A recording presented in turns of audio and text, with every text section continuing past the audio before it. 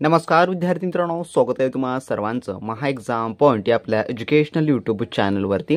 तर मित्रांनो, आपला आजचा व्हिडिओचा भाग मित्रांनो एक आहे, ज्यामध्ये मित्रांनो आपण लेखा व कोशागार विभाग भरती 2024 या मित्रांनो भरती परीक्षा संदर्भात काही अतिशय महत्त्वाचे अतिसंभव प्रश्न आपण पाहणार आहोत। तर मित्रांनो, लेखा व कोशागार विभागाची लवकरच जे आहे मित्रांनो सरळ सेवा भरती जाहिरात मित्रांनो जे की प्रसिद्ध करण्यात येणार आहे, ज्यामध्ये तब्बल 625 पदे जे की मित्रांनो भरली जाणारी आहेत। तर याबाबतची आपण मागील व्हिडिओमध्ये चर्चा देखील केली होती आणि मित्रांनो ही जी पदभरती आहे ती मित्रांनो TCS या कंपनीद्वारे परिपूर्ण केली जाणार आहे। त्यामुळे मित्रांनो आपण या प्रश्नपत्रिकेमध्ये जेवढे काही आपण प्रश्न कव्हर केले आहेत ते मित्रांनो परिपूर्ण TCS पॅटर्न आधारित आहे, जे की मित्रांनो तुम्ही जर आतापासूनच या पदभरतीच्या परीक्षेला मित्रांनो तुम्ही लागला तर येणाऱ्या काळामध्ये मित्रांनो जाहिरात प्रसिद्ध झाल्यानंतर अगदी तुमच्याकडे कमी वेळ असेल आणि त्या कमी वेळामध्ये तुमचा अभ्यास अपूर्ण राहणारा असेल। त्यामुळे जर तुम्हाला परिपूर्ण A to Z अभ्यासक्रम हा कव्हर करायचा असेल तर मित्रांनो तुम्हाला आता व या क्षणापासून तयार लागणं अतिशय महत्त्वाचं आहे। आणि मित्रांनो आपली आता संभव प्रश्नपत्रिका सिरीज देखील आपण इथून आता रेग्युलरली आपण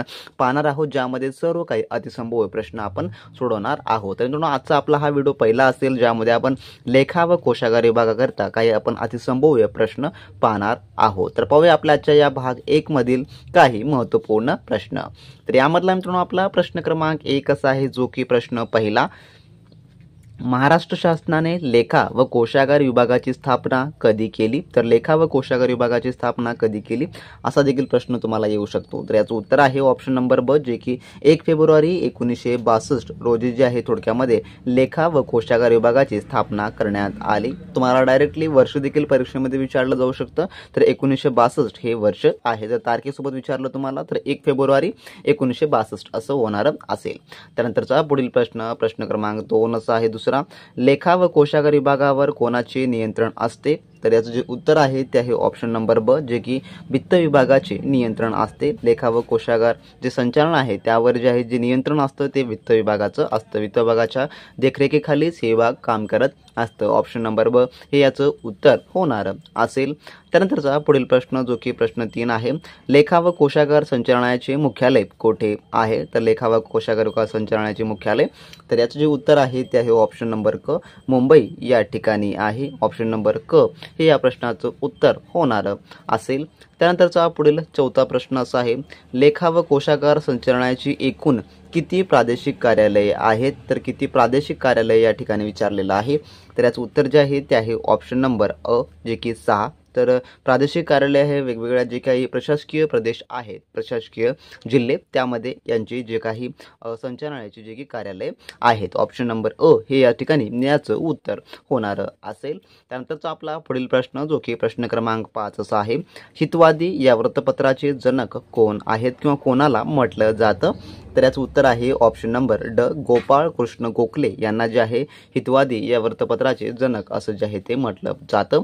त्यानंतरचा पुढील प्रश्न, जो की प्रश्न क्रमांक 6 असा आहे, भारतातील भूदान चळवळीचे जनक कोण? कोणास म्हटलं जातं भूदान चळवळीचे जनक?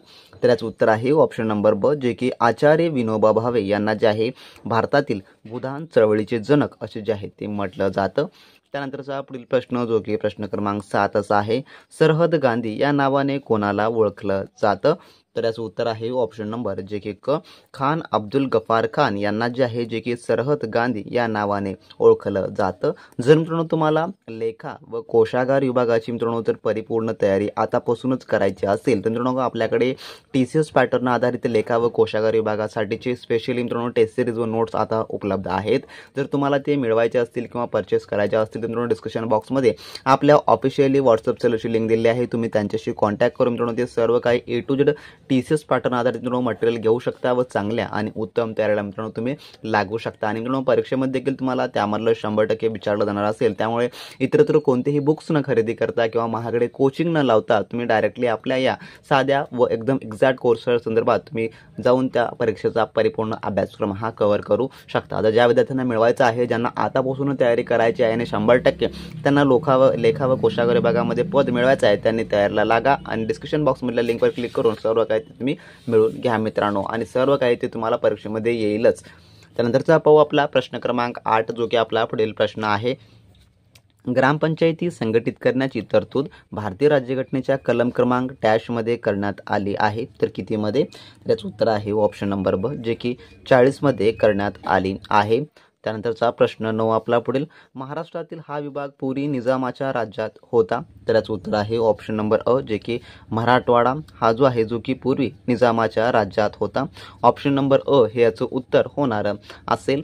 त्यानंतरचा पुढील प्रश्न जो की प्रश्न क्रमांक 10 असा आहे, 15व्या वित्त आयोगाचे अध्यक्ष कोण? तर याचं उत्तर आहे ऑप्शन नंबर अ, जे की NK सिंह हे जे आहे जे की 15व्या वित्त आयोगाचे अध्यक्ष होय. ऑप्शन नंबर अ हे याचं उत्तर होणार असेल. त्यानंतरचा प्रश्न 11वा, दिवा बत्तीची सोय करणे हे खालीलपैकी कोणाचे काम आहे? तर दिवा आणि बत्तीची सोय करणे, तर याचं जे उत्तर आहे ते आहे ऑप्शन नंबर अ, ग्रामपंचायत. तर गावामध्ये दिवा बत्तीची सोय करणे हे ग्रामपंचायतीचे कार्य आहे, म्हणून ऑप्शन नंबर अ हे याचं उत्तर होणार असेल. त्यानंतर प्रश्न 12वा, सन 1857 मध्ये खालीलपैकी कोणत्या विद्यापीठाची स्थापना झाली नाही? तर याचं उत्तर आहे ऑप्शन नंबर ड, जे की म्हैसूर विद्यापीठाची स्थापना झाली नाही. ऑप्शन नंबर ड हे याचं उत्तर होणार असेल. त्यानंतरचा प्रश्न क्रमांक आपला 13वा, पुणे करार कोणत्या साली झाला? तर याचं जे उत्तर आहे प्रश्न 13व्याचं ते आहे ऑप्शन नंबर क, 1932 साली जे की पुणे करार झाला. त्यानंतरचा प्रश्न 14वा आपला, वेबसाईटच्या मुख्यपृष्ठाला डॅश या वेबसाईटचे म्हणतात? तर याचं उत्तर जे आहे ते आहे ऑप्शन नंबर जे की ब, होम पेज असं जे आहे त्याला म्हटलं जातं. त्यानंतरचा प्रश्न 15वा, खालीलपैकी डॅश ब्राउझर आहे? तर कोणते खालीलपैकी ब्राउझर आहे? तर याचं उत्तर आहे ऑप्शन नंबर अ, जे की फायरफॉक्स हे ब्राउझर आहे. ऑप्शन नंबर ए हे याचं उत्तर या ठिकाणी होणार असेल. त्यानंतर प्रश्न 16वा, राधानगरी धरण कोणत्या जिल्ह्यात आहे? तर याचं उत्तर आहे ऑप्शन नंबर अ, जे की कोल्हापूर जिल्ह्यात आहे. त्यानंतरचा पुढील प्रश्न जो की प्रश्न 17वा असा आहे, महाराष्ट्रात सातारा येथे प्रतिसरकार स्थापन करण्याचे प्रेरणास्थान कोण होते? तर याचं उत्तर आहे ऑप्शन नंबर क, जे की क्रांतिसिंह नाना पाटील जे की प्रतिसरकार स्थापन करण्याचे प्रेरणास्थान होते. ऑप्शन नंबर क हे या प्रश्नाचं उत्तर होणार असेल. तर मित्रांनो, असे हे आपल्या आजच्या व्हिडिओमधले आपण काही टॉप 17 क्वेश्चन्स या व्हिडिओमध्ये कव्हर केलेले आहेत. या प्रकारची आता इथून आपण रेग्युलरली संभव प्रश्नपत्रिका आपण सोडवणार आहोत. जर तुम्हाला लेखा व कोशागार विभागाची आतापासूनच सर्व काही तयारी करायची असेल तर मित्रांनो तुम्ही आपल्या चॅनलला फटाफट सबस्क्राईब करून घ्या. आणि ज्या विद्यार्थी मित्रांनो आपले TCS पॅटर्न आधारित टेस्ट सिरीज व नोट्स हव्या असतील त्यांनी आपल्या व्हॉट्सअप सेलरशी कॉन्टॅक्ट करून मित्रांनो सर्व काही मिळून घ्या. डिस्क्रिप्शन बॉक्समध्ये ऑफिशियली लिंक त्यांची देण्यात आलेली आहे. मित्रांनो 100% ट्रस्टेड आहे आणि ज्या विद्यार्थ्यांना घ्यायचं आहे त्यांनीच आपल्या सेलरशी कॉन्टॅक्ट करून ते सर्व काही मित्रांनो वेळ करा किंवा वेळेचा वाया करून तुम्ही त्या ठिकाणी काही करू नका मित्रांनो. तर भेटूया आपण नेक्स्ट पार्टमध्ये नवीन प्रश्नांसोबत, नवीन काही माहितीसोबत. तोपर्यंत मित्रांनो, बी प्रॅक्टिस क्रॅक एक्झाम.